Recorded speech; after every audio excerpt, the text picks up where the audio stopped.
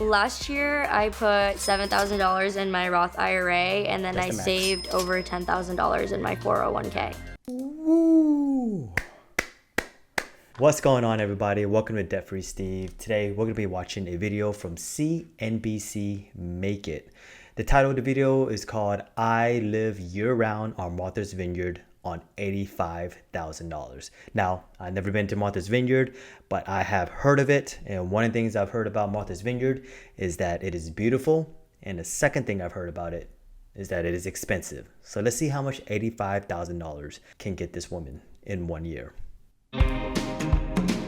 Living here year-round is definitely an interesting experience. All of the ice cream shops are closed. Cannot get ice cream right now. Because you go from the summer being extremely packed and full of life. In the summer, these are all open. The sidewalks are packed. To the winter being dead and with no one around. Closed signs. Even the bank is closed in this town. What? Even the banks are closed? Hang on. I think that's very interesting that even the banks are closed in the wintertime. In this town. I have friends that come here just in the summer, or people that I only work with and see in the summer, and then I never speak with them or see them the rest of the year. This is the one bar we like to go out to. It feels very different. I'm Tyler Packish, I'm 23 and I live on Martha's Vineyard. I grew up in Oak Bluffs and that is the town that I currently live in. Okay, so that makes sense. I mean, I didn't know exactly where Martha's Vineyard is, but it's in Massachusetts, so makes sense. In the wintertime, it's just shut down. In 2025, I am on track to earn $85,000. Wow, that's not bad. $85,000 for a 23-year-old. That's actually very, very good. When I was 23 years old, I was making, I think, $13 an hour. So that equates to about $26,000 a year. So I was working at a call center, helping people with their auto loans. So $85,000 a year at 23 years old. She's killing it.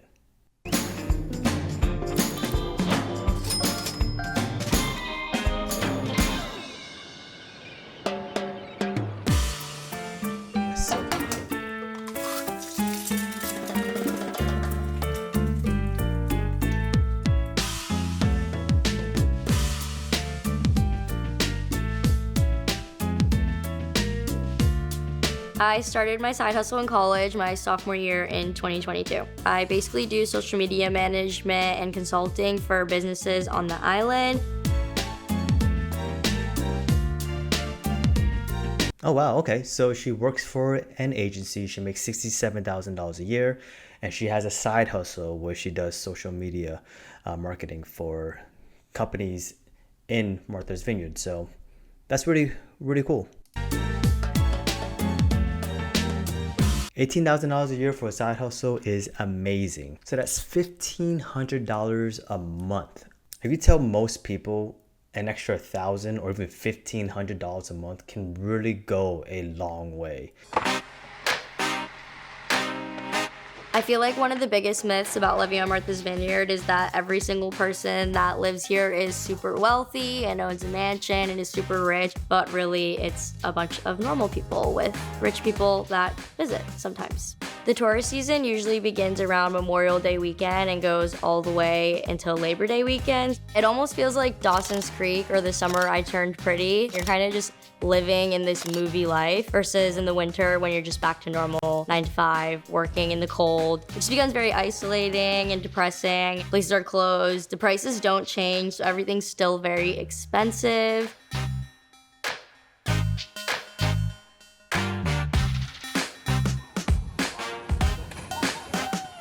Wow, so there's 20,000 people that's typically living there. I mean, looking at the population growing 5 times during the summertime. And she said herself, the prices don't change, even in wintertime, which is very surprising to me. I would say the population on the island is a little bit older. It's definitely more family focused. A lot of people my age haven't been staying as much anymore. My cousins own that ice cream shop over there. My family has been here for multiple generations. I don't know how far they go back. It probably goes back to at least my great-grandparents. So growing up, I would come down this street and my cousins would always be here, so my parents always had eyes on me, which was fun and cute. So I'm probably related to about more than half of the island, which makes it even more interesting living here. We kind of have all the standard businesses that you would see anywhere, like coffee shops, banks, boutiques, grocery stores, and things like that, but we don't have any of the big chains. So we don't have malls, we don't have more affordable options. We just have local owned family businesses. I'm not gonna lie, that sounds pretty awesome. I love going to places where it's just local businesses, no Walmarts, no, big chain grocery stores or anything. It seemed like a pretty nice place to grow up, especially if you knew everybody in town like that. And especially in the summertime, you can just kind of have fun, right? We have most of the services that you would need here, like the doctor and things like that, but because of the amount of people and how scarce it is to have these people working here, we often have to go off island. The ferry leaves in half an hour, so we gotta run.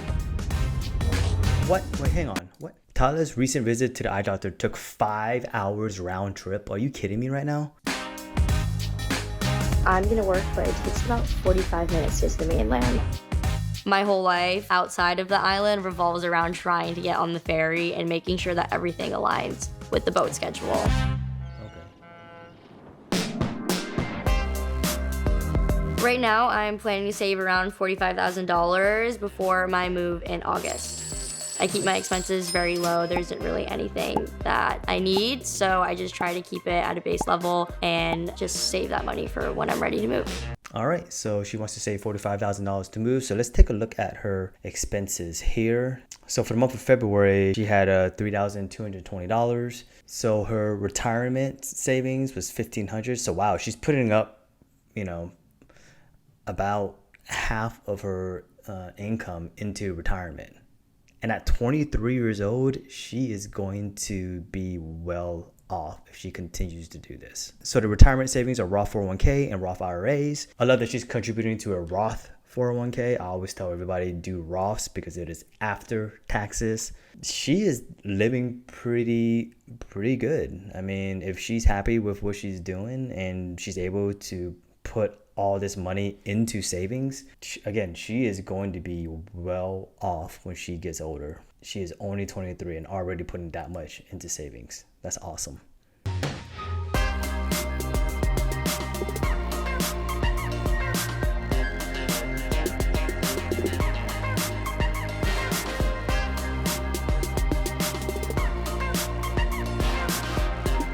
Says she won't be able to afford living on Martha's Vineyard if she had to pay rent. So it sounds like back here, I believe her father had something for her. Okay, here it is. Yeah, so during the off season, Tyler lives in a 1-bedroom apartment that her father rents out in the summer. So it sounds like her father owns the apartment, Lester lives there, and then during the tourist times, he rents it out to tourists and people who want to stay there. So I don't know where she stays during the summertime, but because of her side hustle, she's making more money on the side. So I'm assuming she has another place to stay during the summertime. By the way, there's no shame if you have to live on your parents' property or if you have to live back home for a certain amount of time. She's only 23.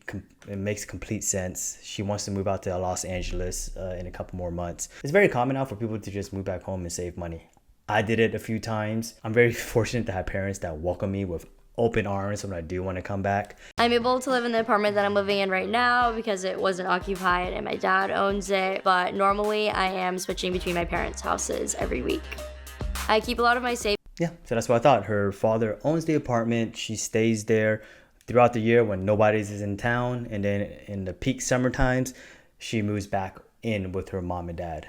Saving focused on my retirement. Last year, I put $7,000 in my Roth IRA, and then I saved over $10,000 in my 401k. Woo! This girl's killing it, dude. $17,000 in retirement last year for a 23-year-old. Yeah, let's just do the math right now, guys. I'm just in a simple retirement calculator. I'm just gonna pretend that she's not gonna put any more money into her retirement, just to show you how crazy it is. So she's currently 23, expected retirement age, let's just say 65, beginning contribution age, let's just say 23, rate of return, very conservative, let's go with 7%, minimum annual contribution, we're gonna do 0, we're gonna do 0, oh, we're gonna do 1, I'm sorry, they want me to at least do 1, so let's do 1. And then right here, this is where I'm going to put the $17,000. So let's just go ahead and see what she would have if she did not put any more money into her retirement, which of course she would definitely will. But if she did not put any more money into her retirement, she's going to have almost $300,000 in retirement. I mean, that's awesome. Okay, let's go a step further. Let's just go back here and say that she put $7,000 just in her Roth every single year. $2 million. She's going to be just fine. Honestly, right now I can because I'm not paying for a lot of these expenses. So I figured why not start early. And then when there are years where I'm learning how to pay rent and budget and things like that, I don't have to worry about my retirement or saving.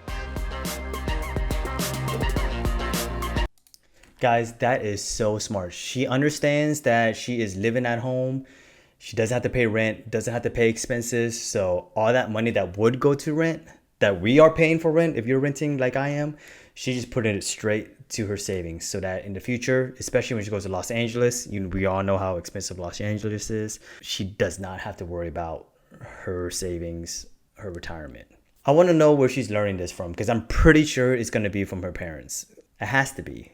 I've definitely heard of parents who have allowed their kids to kind of live at home, but one of the stipulations is that they have to put a certain amount into their 401k or their retirement. I don't know if her parents are forcing her to do this. It sounds like she's just doing this on her own and they're probably encouraging her to do it, but she needs to continue to do it because that is awesome. Everything here is more expensive. Just going to the grocery store, buying clothing, literally anything is just more expensive because you have to take into account that it costs more to get on the island over. Whoa, let's look at that menu one more time.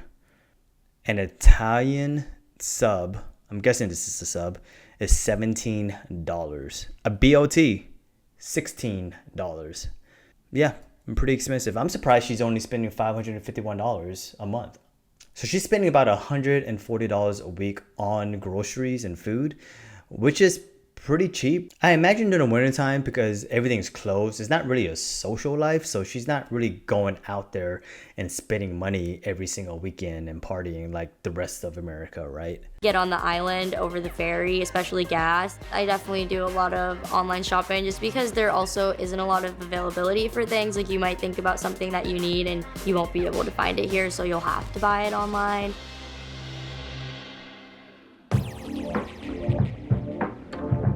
I do not plan to live on Martha's Vineyard forever. I've got to spread my wings and try to learn somewhere new. And I could see myself maybe coming back here when I'm older, maybe to raise a family. For now, I don't see myself living here at all.